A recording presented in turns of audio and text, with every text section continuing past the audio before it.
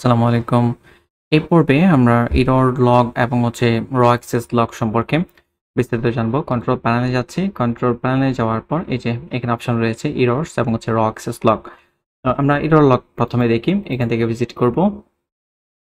Visit করার পর দেন এই যে latest web server error log message. কোনো এরর যদি আসে তাহলে এটার লগটা আমরা এখানে দেখতে পাবো। এখন আমি আপনাদেরকে এক্সাম্পল দিয়ে দেখাই। ধরেন এই জায়গায় আমাদের একটা সাইট ছিল cf.foundation.site সাবডোমেইনে ছিল। ঠিক আছে? তো এই জায়গায় আমাদের লাস্ট যে লগটা রয়েছে এটা হচ্ছে আম আপনারা এখানে যদি খেয়াল করেন /home/cf/public_html401 লগ এরর লগ এখানে শো করতেছে। এখন ধরেন এই সাইটটা এটা কোনো ওয়ার্ডপ্রেস সাইট না। ঠিক আছে? এটা এমনিতে জাস্ট আপনি যদি ফাইল ম্যানেজারে দিয়ে চেক করেন স্ট্যাটিক একটা ওয়েবসাইট যেখানে ইনডেক্স ফাইল রয়েছে আর কিছু cf.foundation.site এই যে ইনডেক্স ফাইল রয়েছে। কোথায় যেন ইনডেক্স ফাইল? এই যে index.html আর বেশ কিছু ফাইল রয়েছে। ওকে, তো আমরা এখানে এই ওয়েবসাইটে লগইন করার ট্রাই করতেছি। এখানে তো লগইন করার আসলে কোনো সিস্টেম নাই যেহেতু এটা স্ট্যাটিক ওয়েবসাইট। আমি জাস্ট লগইন লিখে দেন প্রেস করতেছি। স্বাভাবিকভাবে যখন আমি লগইন লিখে এখানে এন্টার হিট করতেছি তখন এখানে একটা এরর আসছে 404 নট ফাউন্ড। ওকে, এখন যদি আমরা এই এররে যাই এবং যদি রিলোড দেই তাহলে আমরা এটা দেখতে পাবো। রিলোড দিচ্ছি। এই যে এখানে দেখতে পাচ্ছেন ফাইল নট ফাউন্ড এত তারিখে দেন এই জায়গায় আইপি অ্যাড্রেসও শো করতেছে। তারপর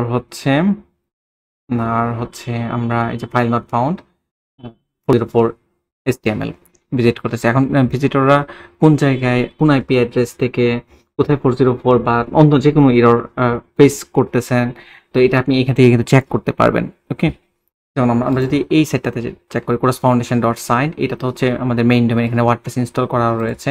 আমি কপি করি এখানে না, অথবা এখানেও ট্রাই করা যেতে পারে। আমি যদি স্ল্যাশ দিয়ে ফর এক্সাম্পল মশিউর নামে কোনো পেজ নেই। ওকে, তো আমি জাস্ট সিম্পলি এখানে এন্টার দিচ্ছি। তো এন্টার দেওয়ার পর site is asking you to sign in, user name password দিয়ে সাইন ইন করার জন্য বলতেছে। এখন আমি যদি ক্যান্সেল করে দিই তখন কিন্তু 401 আনঅথরাইজড এরর চলে আসতেছে। এবং আপনি যদি এখানে রিলোড দেন এই এররটাও এখানে দেখতে পাবেন।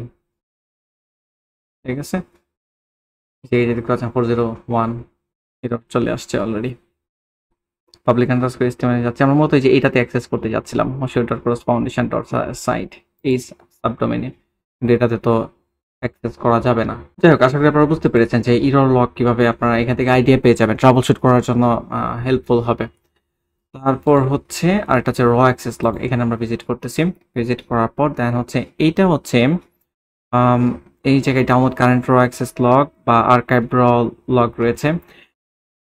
এখানে এটা হচ্ছে টেক্সট বেসড আর কি কম্প্রেসড ফাইল। হ্যাঁ, এখানে এই ফাইলগুলো ডাউনলোড করা যায়। এটার মাধ্যমে আপনার ভিজিটর যারা আপনার ওয়েবসাইট যে ভিজিটরগুলো আপনার ওয়েবসাইটে ভিজিট করতেছে ওটার মূলত আপনি কন্টেন্ট ইনফরমেশনগুলো পাবেন। ঠিক আছে, তো এটা কি জন্য ব্যবহার করা হয়? এটা মূলত হচ্ছে ওই যে আপনার সাইটে যদি কোনো ইস্যু থাকে ওটা ট্রাবল শুট করার জন্য ব্যবহার করা হতে পারে, অথবা আপনার কোনো সিকিউরিটি ইস্যু যদি আপনি ফেস করেন তখনও চেক করা লাগতে পারে।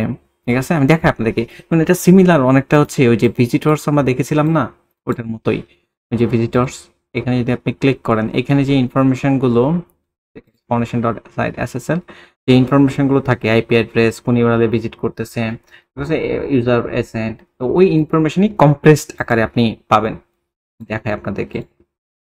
প্যানেল র অ্যাক্সেস ফর এক্সাম্পল SSL, এইটা ক্লিক করবেন। এখানে ক্লিক করলে ডাউনলোড হয়ে যাবে, ডিজেট ফরম্যাটে ডাউনলোড হবে।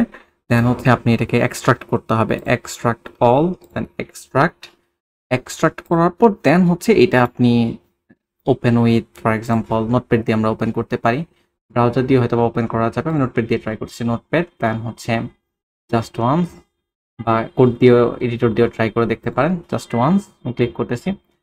এখন যদি আমরা এটা ওপেন করি দেখতে পাচ্ছেন কোন আইপি অ্যাড্রেস থেকে কোন জায়গায় কোন ইউআরএলে ভিজিট করতেছে। এটা অনেক পারপাসে আপনার লাগতে পারে। ঠিক আছে, ম্যালিশিয়াস অ্যাক্টিভিটি যদি ফেস করেন তখন এটা বের করার জন্য প্রয়োজন হতে পারে, দেখার জন্য।